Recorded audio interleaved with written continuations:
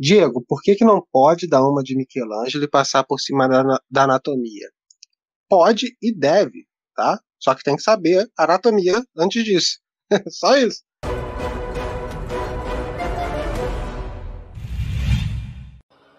Maravilha. Então, olha só, hoje vai ser a última análise do briefing lá do Black Fox Warrior. Então, se você ainda não postou, posta lá, eu vou escolher. Eu tô sem tablet aqui, sem caneta, então não vai ter pageover hoje, mas eu vou abrir aqui o trabalho de vocês para comentar, beleza? Então, primeiro, queria saber se por acaso tem alguém aí na live que eu não olhei o trabalho, você gostaria que eu olhasse hoje? Eu, Lucas, nunca olhei seu trabalho, Lucas. Beleza. Eu vou dar uma olhada aqui para ver se eu acho. Me marca lá, Lucas. Jean também, me marca, por favor, que eu vou dar uma olhada lá. Vou escolher alguns. Ah, valeu, valeu. Olha só, eu fiz também, participei também do desafio desse mês. Postei lá. Depois quero ver o comentário de vocês lá. Vai lá, comenta rapidinho. Diz se participou também, se não participou. Qualquer coisa, deixa só uma raposinha lá. Foi modelagem? Foi full modelagem? Foi. 100% 3D aquele lá. O que eu fiz foi tipo ajustezinho de contraste, sharpen e acabou. Beleza, Lucas. Olha só. Tá legal, tá?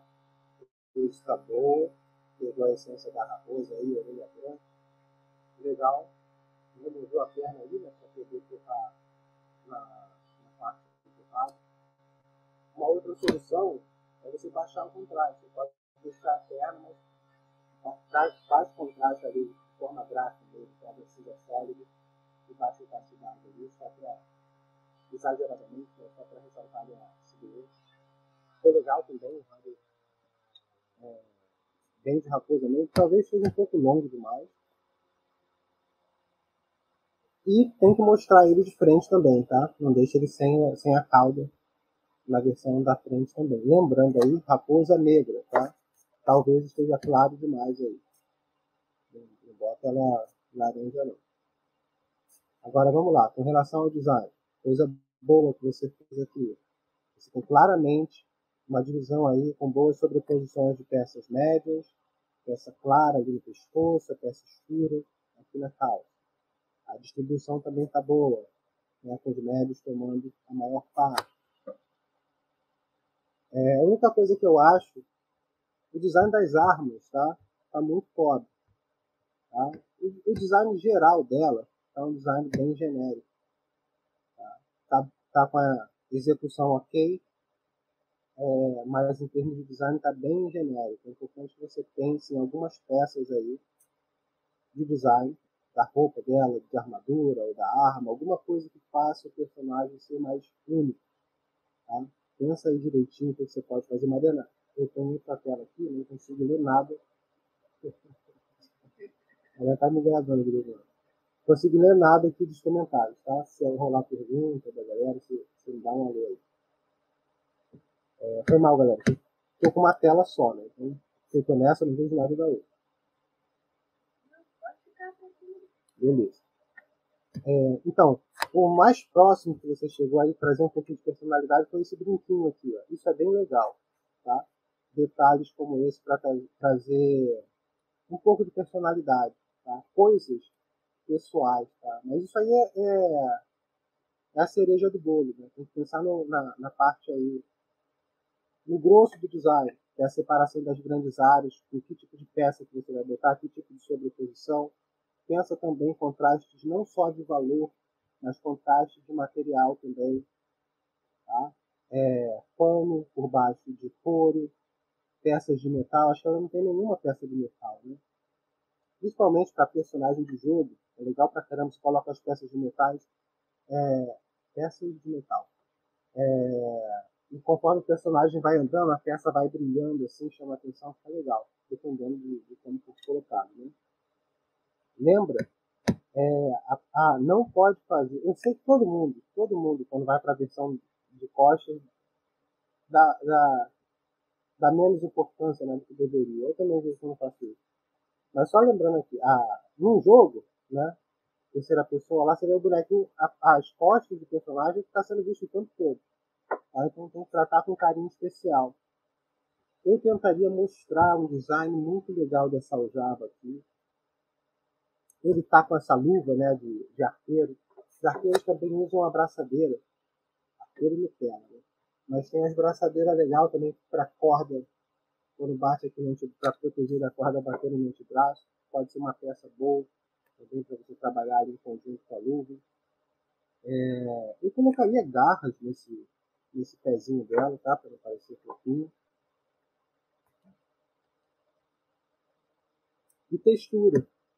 Eu não estou falando aqui textura de material, não. Eu tento fazer alguns testes com padrões decorativos na roupa, diferentes áreas com padrões diferentes, ou às vezes uma área com padrão, outra área sem padrão, e esse espaço negativo entre padrão e livro sendo bem trabalhado também, tá? Então, excelente começo. Lembra de todos esses tópicos aí que eu falei. Com relação à execução, lembra de manter uma clara divisão entre área de luz, área de sombra. Lembra que a sombra vai passear por cima do desenho de linha sem respeitá-lo. Ela atropela o desenho de linha. E ela tem uma voz própria. Tá? Tem um papo de claro escuro, um papo longo. Tem vários vídeos aí no canal que a gente conversando sobre isso. Se você por acaso é novo, dá uma olhada lá. Senão você já está esperto. Então a sombra vai atropelando os elementos com uma voz única. Lembra dos elementos que mantém figura no espaço, recorte dos ângulos na sombra, variação, evita linha, evita cor sólida, valor sólido, cor sólida, cor saturada, tudo isso quebra o realismo do trabalho. Tá? Se a sua intenção for desdobrar isso numa direção um pouco mais realista. Tá? Basicamente isso. Manda ver. Tá bem legal, curti bastante. E o principal aqui é encontrar, fazer alguma alteração no design para o personagem ficar mais único. Tá bem genérico, tá bem genérico nesse momento. Então a gente trabalha aí pensando em alguma coisa para fazer esse aspecto aí. Ainda fala. Ficou claro aí? Tem alguma dúvida?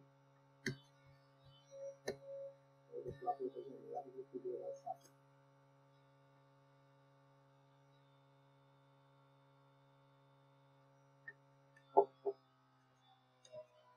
Diego, qual o melhor processo para se trabalhar com paleta alternativa? Com paleta aberta, começar os estudos participados?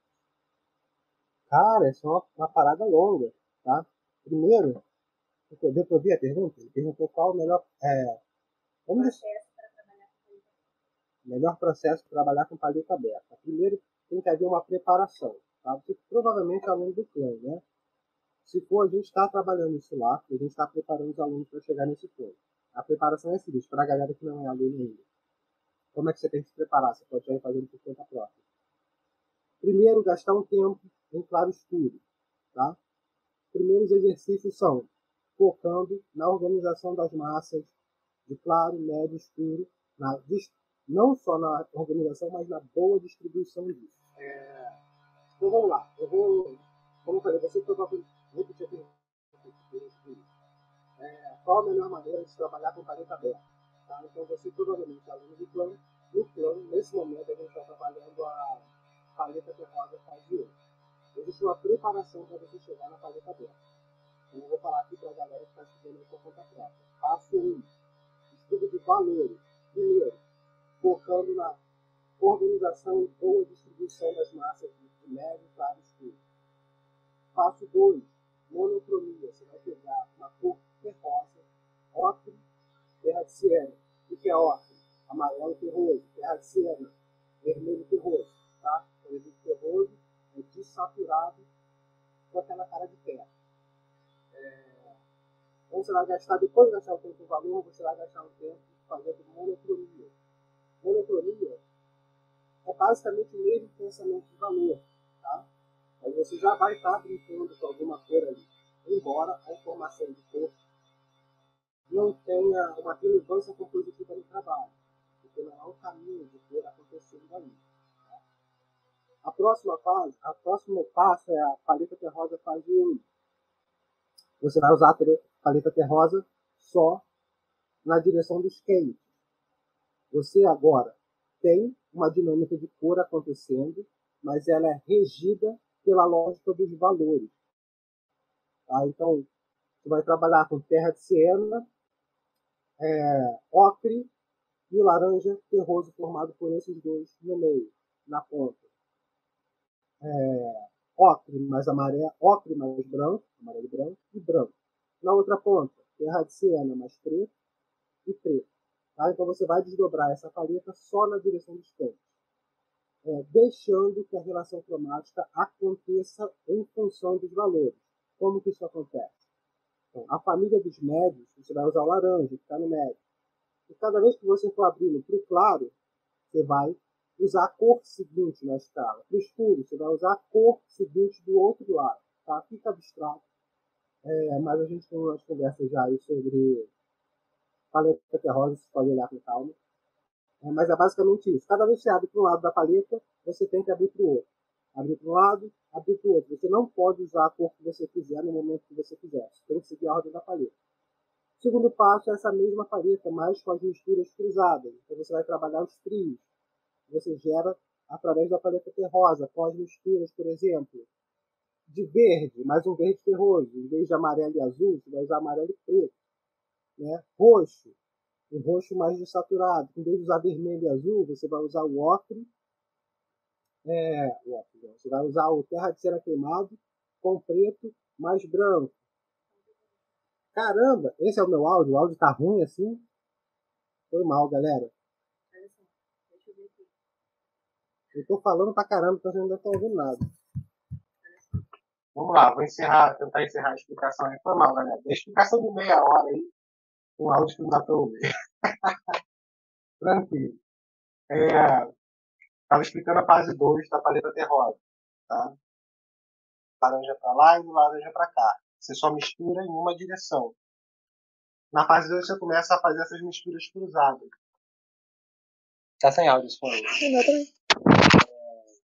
Gerando preto, com esse tipo de mistura, tá? E aí só depois que você tiver trabalhado bem, tiver confortável nessas fases, nessas 4 fases, valor, monocromia, terrosa 1, terrosa 2, só depois você vai para a paleta aberta, tá?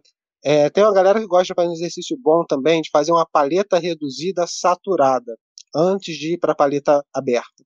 Você vai pegar umas 4 cores bem saturadas para trabalhar, tá bom? Pega tipo amarelo de cádmio, azul fortão, vermelho, preto e branco, né? E desdobra. Ou às vezes tem exercícios também que o pessoal tira o preto e branco, fica bem bonito também, né? E aí exige um controle de saturação muito alto. Como é que você faz esse controle de saturação e controle de valor?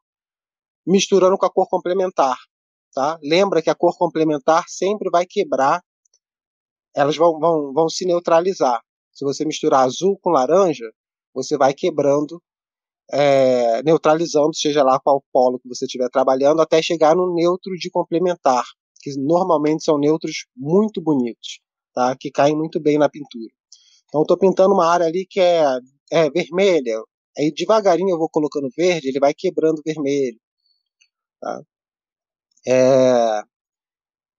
Eu só gosto desse exercício se a galera for fazer desaturando mesmo. Aí fica uma pintura limpa, bonita, um grau de realismo alto, mas 90% dos casos a galera faz esse exercício com trabalho saturadão, faz aquele céu super azul, né, só porque te dei essas cores para usar, e aí você usa porque o exercício era usar a cor, mas não é usar assim, entendeu? Tá? Então esse já é um exercício que abre possibilidades enormes para erro. Tá? Às vezes eu nem passo. Tá? Então o exercício, e depois a paleta aberta é usando, você escolhendo quais cores você vai estar na paleta. Tá? Para a galera que é estudante, eu não recomendo trabalhar sem paleta, e direto lá naquele quadradinho de seleção de cor do Photoshop, não, porque aquilo ali é o mundo, né? E você tem que desenvolver maturidade para saber quais cores você vai escolher. Então, simplifica a sua vida pré-selecionando essas cores, e você já pré-seleciona cores com que você já está acostumado a usar. Eu lembro que quando eu pintava a óleo, eu sempre escolhi um violeta, tinha um violeta específico, tinha que ser de uma marca específica, que também tem essa variação de marca para marca, né? Para eu fazer aquela transição da área de luz e área de sombra. Com aquele violeta ficava fantástico, era um violeta limpo, bonito, né? E quando ele misturava, e funcionava bem misturando com amarelo e branco, e funcionava bem com a mistura de laranja, de ciano e amarelo. Ficava bem bonito na transição. E aí você começa a ter aquelas cores que você gosta mais de trabalhar, né? E você monta a sua própria paleta. Tá? Então, só de você estar com a paleta ali em cima, porque as pessoas hoje em dia não trabalham mais com paleta, né? Vão direto lá no Photoshop, pega o que quiser. Por isso que a maioria das vezes fica aquela loucura com relação à cor, porque elas não têm relação entre si. Quando você escolhe uma paleta, você está selecionando um pedaço do balão cromático para trabalhar, que já pressupõe certa dinâmica de cor que vai acontecer dentro desse pedaço. Tá? Então as cores já estão relacionadas de alguma forma. Você não escolhe a cor da sua cabeça, você escolhe uma paleta que funciona. Tá? Então você já aumenta demais a possibilidade de acerto quando você trabalha aí. Tá? Então, para trabalhar com paleta aberta, esse é o processo. Talvez eu faça depois um vídeo para jogar aí no canal, repetindo essa explicação depois que a gente estiver em casa aí com um microfone decente. Tá? Espero que tenha ajudado aí, caso vocês tenham conseguido ouvir.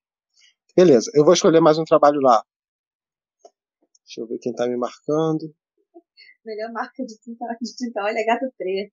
Gato Preto? Quem foi? Quem foi que falou isso aí? Foi o Sérgio. O negócio é tinta águia. Cara, eu pintei muito com Gato Preto, meu irmão. Tinta baratona. Ó, esse... Tá 10 de 10, Paula falou. O quê? Lá. Tá 10 de 10. Maneiro. João Pedro. Black Fox Warrior não pode ser laranja.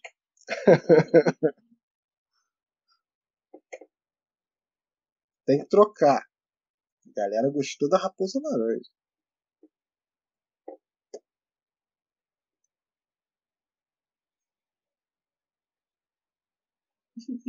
Arthur tá perguntando se você viu o artista dele sem braço. Eu vi, Mariana me mostrou. A composição tava tão boa que ninguém se incomodou. O cliente nem notou que faltava um braço.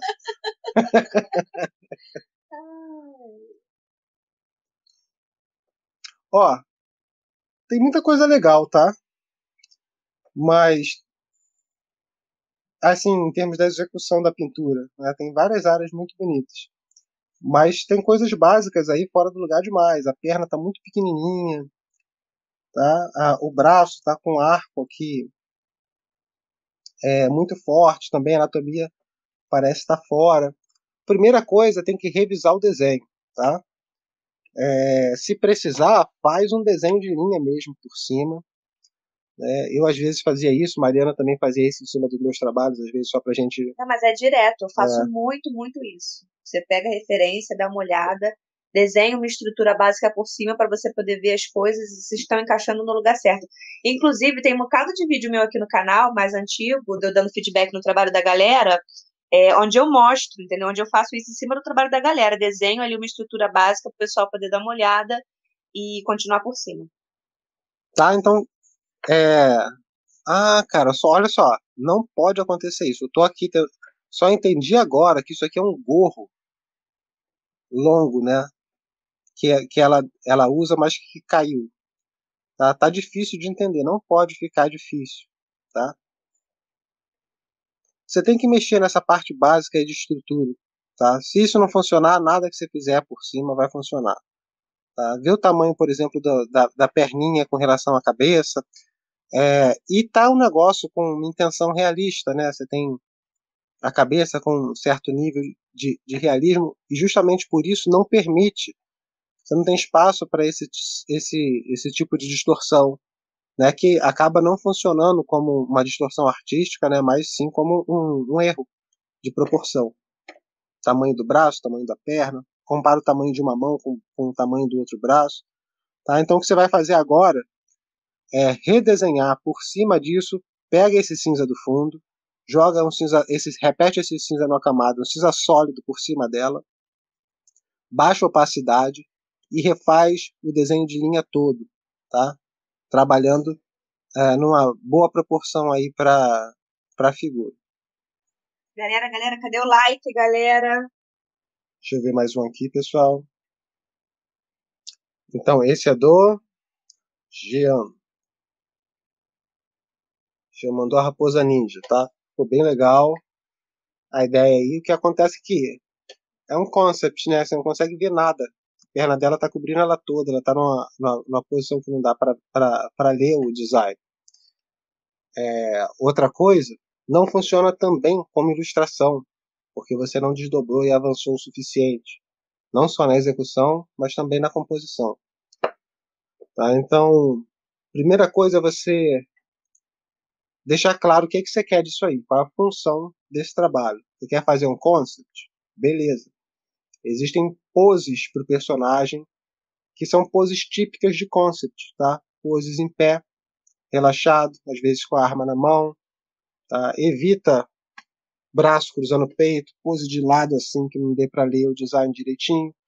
Essa perna aí, por exemplo, ou é uma ilustração. Se é uma ilustração, tem que ter história, tá? Tem que ter narrativa, tem que ter divisão de plano, sabe? Tem que ter muita coisa acontecendo que não tem ainda, tá? Então, se ficou nesse meio termo aí, tipo, o briefing era um concept, tá?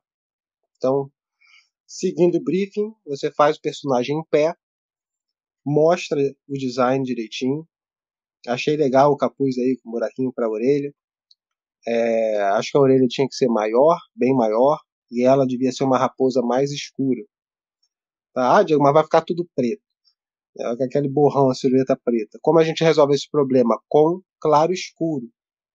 Tá bom?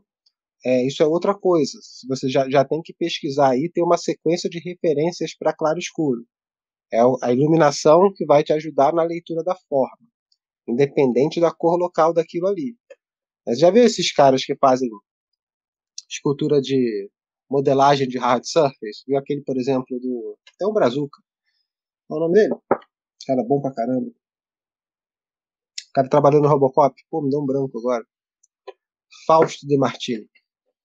E tem lá a peça lá do Robocop, todo preto. Né? Mas, pô, preto fosco, preto brilhante, peça mais transparente. Lindo o trabalho. E tem uma iluminação legal, né? Que permite que você leia tudo. Né? Peça com textura, peça sem textura. Tá? Então, mesmo quando é tudo preto, são pretos diferentes. Né? Então aí você consegue organizar as divisões ali dentro do personagem principal. Estou falando isso porque seria o caso aí da sua raposa ninja, com a raposa negra, com a roupa de ninja escura, né?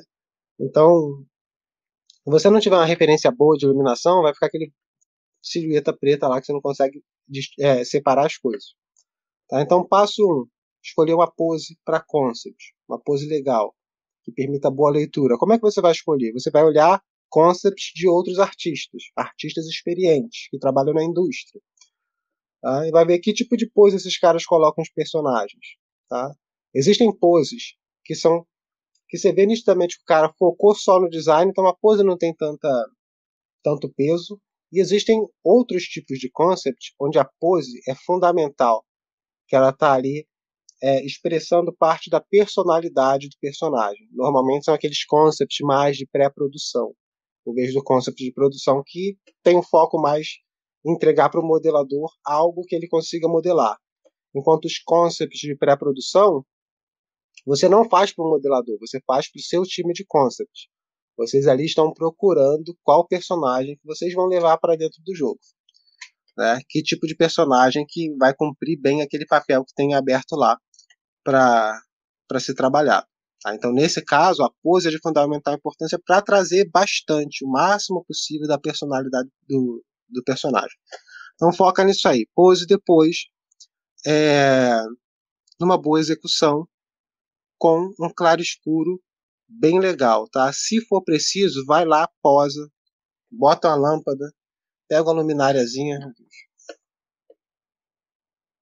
É do outro lado, pô, tá espelhado. Não importa.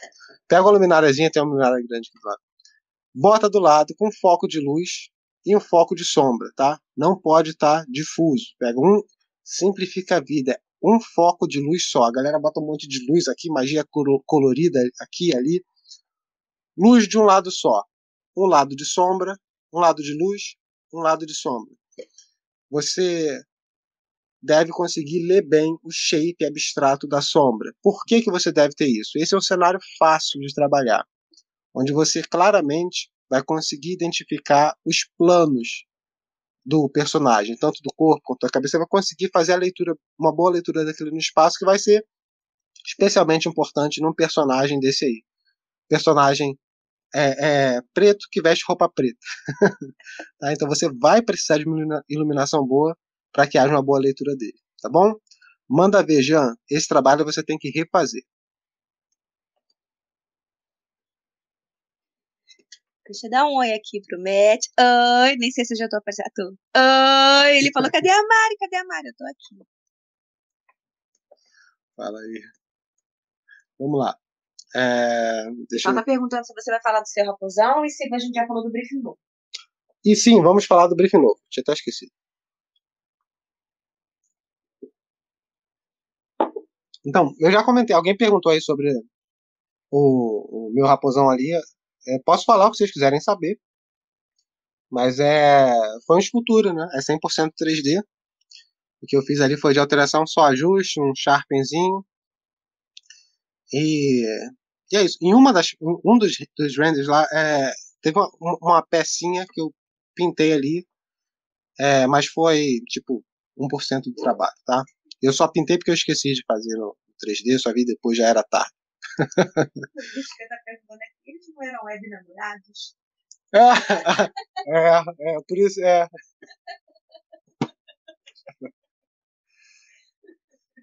namoro à distância. Pulou da tela aqui de uma tela para outra.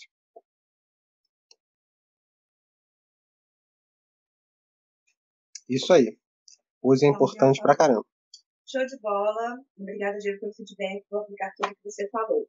O Alan comentou também. Agora entendi porque vocês fazem tanta questão da pose para poder passar personalidade. Isso aí. Diego, por que não pode dar uma de Michelangelo e passar por cima da anatomia? Pode e deve, tá? Só que tem que saber a anatomia antes disso. Só isso. Uma vez que você souber, você deve. Faz parte de um trabalho com... A luz sombra na minha cara. Faz parte de um trabalho com peso artístico atropelar a anatomia, não só dos músculos, mas a limite da pose, tá? Faz parte. Tem que ter. Né? Você abre mão um pouquinho do realismo em função de expressividade maior. Contanto, tá? Que você não destrua como é que é? A ilustração tem que permanecer crível, tá? Não pode ser aquela distorção louca que eu nem falo muito disso no início, porque senão rola aquela parada, é meu estilo, né? Não tá errado não, é meu estilo. Cada um na sua. O Alan falou, mas tem que saber anatomia igual Michelangelo pra isso. Isso aí. Tem que saber anatomia pra caramba pra poder trabalhar com ela. Tá? Tem que distorcer. Eu falo isso o tempo todo. Não só anatomia, mas composição. Quantas vezes eu altero o tamanho das paradas para ficar melhor? Eu faço em 3D e eu falo, tá fraca a composição aqui, vou mexer no tamanho desse objeto aqui, desses personagens, né?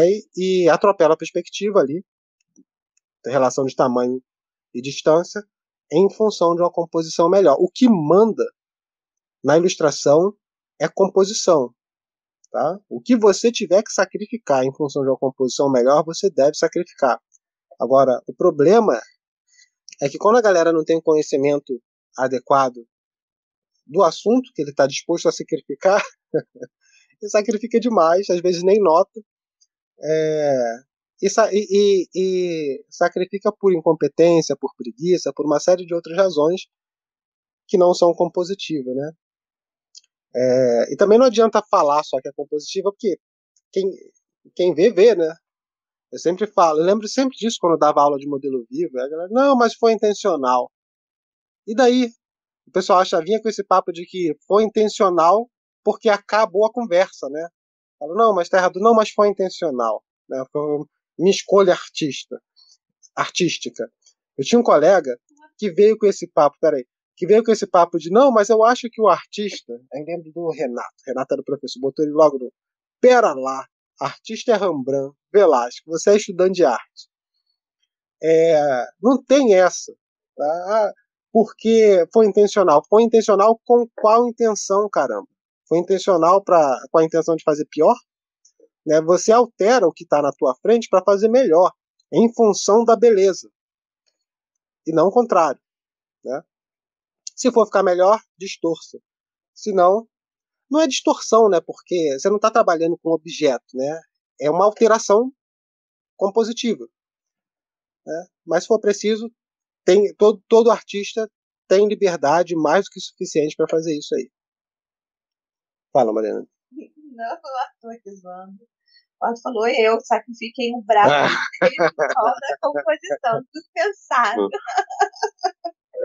Muito bem. Tá falando, meu Deus, o briefing desse mês está muito top. Valeu, Gabriel! Show, Mari que fez. Vamos lá, então. Deixa eu abrir então o briefing, a gente conversa dele. Então, beleza. As recomendações de sempre, tá? Com relação à pose. Evita poses assim em escorço muito acentuado, né? Vai fazer o personagem assim, de lado, assim, você não consegue ler o tronco dela. Ou de costas, assim, olhando para trás, nada disso. Que a gente quer ver o design, tá? É um concept. Agora, a pose tem que passar a delicadeza, né, a sensualidade, os aspectos de Afrodite. Ó, vê dessa escultura aqui de cima, dá para ver o cursor aí, né? Não tem nada, mas olha só essa mãozinha delicada aqui, ó, já transmite tanta coisa, tá? Cabeça para o alto, esse outro braço aqui, um grau de delicadeza absurdo. Tá, a gente colocou algumas referências aqui de card game, beleza, tá? Para vocês terem uma noção da parada digital feita. Agora, eu iria muito em cima de referências de escultura, tá? Dá uma olhada lá nas esculturas dos grandes mestres, fonte mais rica que você pode olhar, tá? Essa aqui também tá poderosa, né? Da mulher andando, assim, com relação à roupa. Tem que transmitir leveza na roupa, né? A Mari sugere até a transparência e tal. Leve transparência, galera, vamos lá. Só bota transparência se der conta de fazer direito, tá? Não sabe fazer, não consegue fazer a transparência direito, não usa, tá? Então esse aqui é um trabalho para vocês produzirem para o portfólio, não é para cliente, vocês não precisam usar, tá? Então não gere para você problemas que você não consegue resolver, tá? Então dá uma pesquisada na interpretação de Afrodite dos pintores também, principalmente os pintores ali do século XIX, tá? Pintor neoclássico, pega aqueles pré-impressionistas, também curto.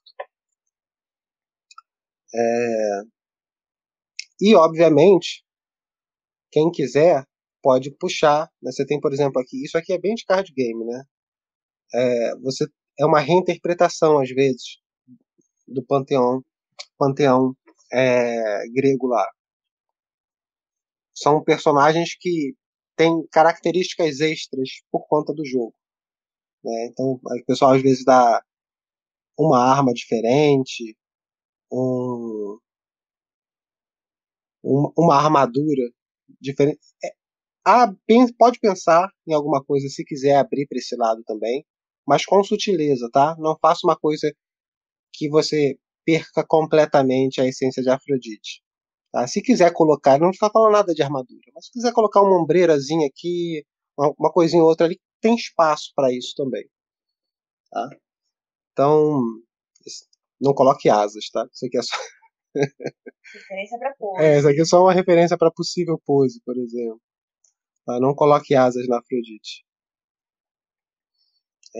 Mas pensa em elementos simbólicos de certa forma, tá? Isso traz muita riqueza para o trabalho.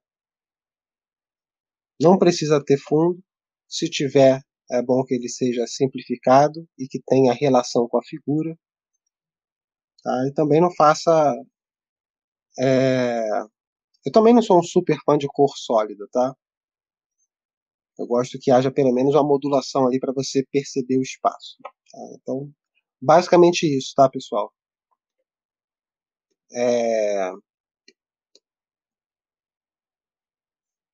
Ficou alguma dúvida aí? Nossa, deixa eu ver aqui a sugestão. Pergunta, Michel. Tradicionalmente, a Afrodite é branca. Posso fazer uma negra? Pode. Você não pode fazer uma indelicada. Aí não pode. Indelicada é boa, hein? Pode fazer uma ugra. A Afrodite é a mulher feminina. Falou de uma referência de uma personagem negra aqui. Super delicada. Bonito pra caramba. Deixa eu ver que é escultor, provavelmente escultor contemporâneo. O Helder falando. Uma ogra é uma mulher feminina, só que não para nossos padrões. É pro padrão ogro. Tudo bem. Queria ver mais esculturas dos mestres. Depois vocês procurem. Olha só que bonita essa aqui. Caramba.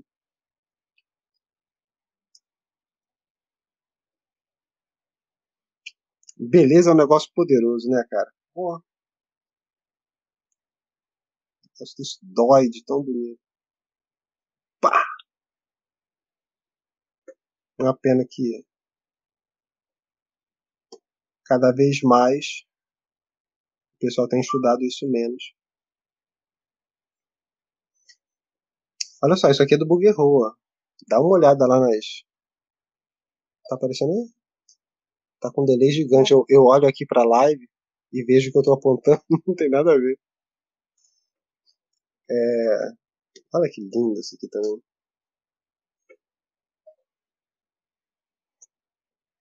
Tá? Beleza. Então o briefing tá explicado. A gente já fez algumas análises. A gente encerra aqui hoje as análises do Raposão. Quem estiver fazendo, já tiver começado, não terminou ainda, vale a pena terminar, tá? Posta lá depois. Não vai rolar nenhuma análise oficial aqui, porque a partir da semana que vem já vai ser do briefing da Afrodite. Mas rola aí o feedback dos amigos, nosso também, de vez em quando, lá no grupo. Eu vou agora só responder dúvidas aí de vocês, caso vocês tenham alguma, antes da gente encerrar.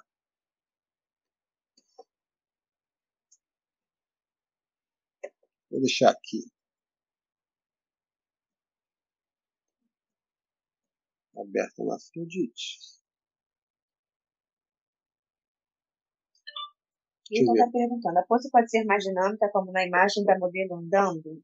Sim, pode. Não pode fazer ela sentada, por exemplo, não é uma boa pose. A não ser que seja sentada como essa aí que está no canto, tá vendo? No canto, tá na tela aí, tá escorada em vez de braços. Então ela sentada abaixadinha assim não vai ficar legal não. Qual o prazo para o concept da Afrodite? 1 mês. Às vezes a gente estica um pouquinho, mas 1 mês.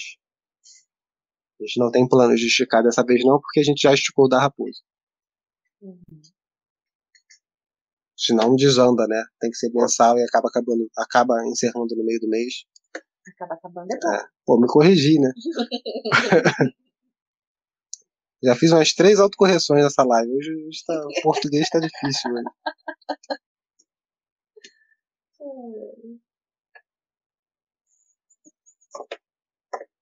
Pode ver a minha raposa, Diego. Vou ver, Alexandre, só porque tu tá nas lives aí desde sempre. Deixa eu abrir aqui. E porque eu vi a sua pergunta agora. Deixa eu procurar. Me marcou, né? Ficou legal, hein, Sérgio? Beleza. Fique esperto aí nessa mão, tá? Funcionou melhor com ela pra baixo aqui, tá? Aqui eu botaria pra baixo também. Agora que eu vi meu nome aqui. Valeu. Alexandre, não tem marcação não, cara. Vê se você acha o delay. Se você achar, você me manda ou me fala. Deixa eu dar um feedback rapidinho aqui no do Sérgio. Tá no quê? Ele falou, a minha é do Kung Fu. Eu não vi nenhuma do Kung Fu. Ó, vamos lá. Primeira coisa. Essa é uma pose boa, tá, Sérgio? Pose muito boa para concept. Essa aqui não, tá? Abaixa esse braço aqui. Tá sem um claro escuro geral. Tá vendo um claro escuro bonito que você tem aqui na cabeça? Ó? Ele não continua no restante do corpo. Tá? Você provavelmente fez a cabeça em 3D e o corpo não. Né? Mas você tem que continuar mesmo assim. Se precisar, esculpe uma base rapidinho lá no Blender. Se não quiser esculpir, você usa a sombra do corpo para te guiar para onde você vai trazer ela aqui. Tá bom? O braço me parece estar meio grande ou a perna meio curta. Tá? Fique esperto aí nas proporções. Se precisar, meça.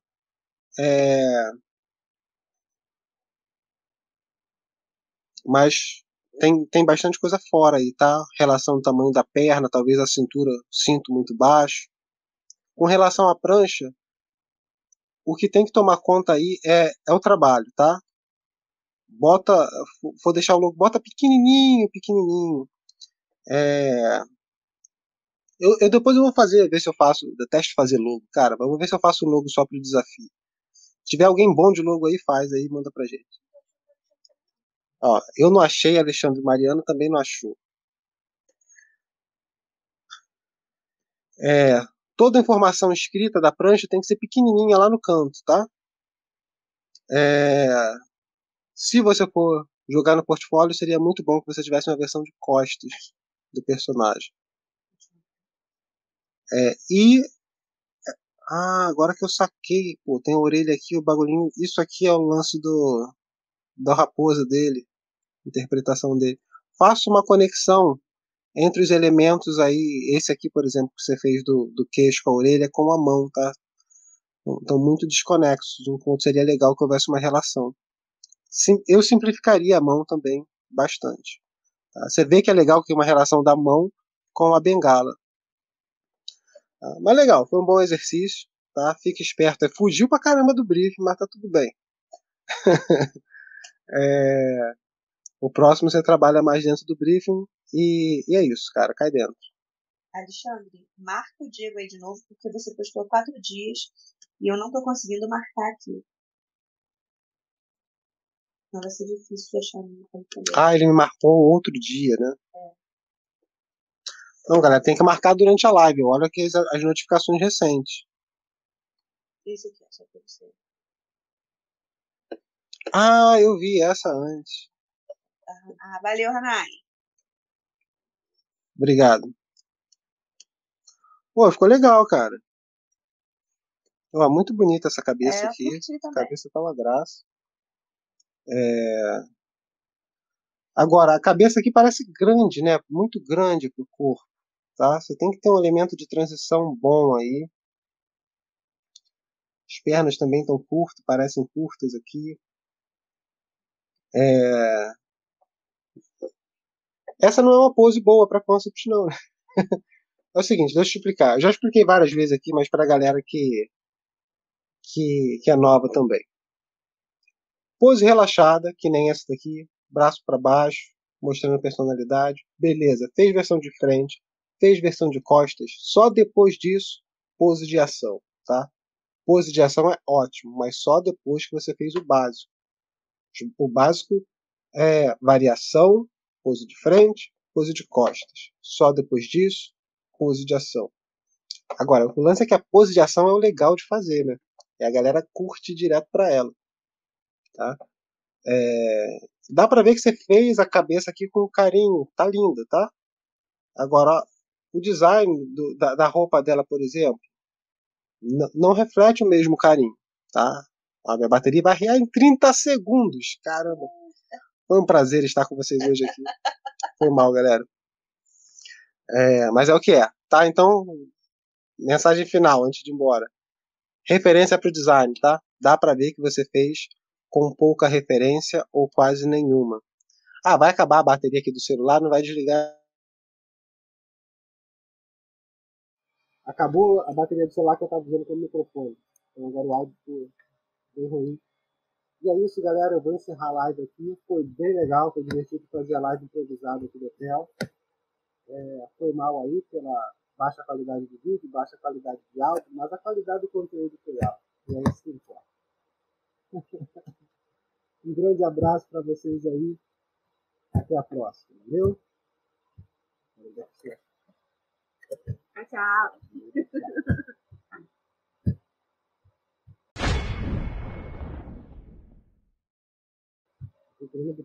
É lá em cima, vermelho, Diego. É um botão vermelho. Lá no alto. Não, não certo estilo. Ai, que Deus. Era musiquinha. Tu sabe que você é de corpo, né?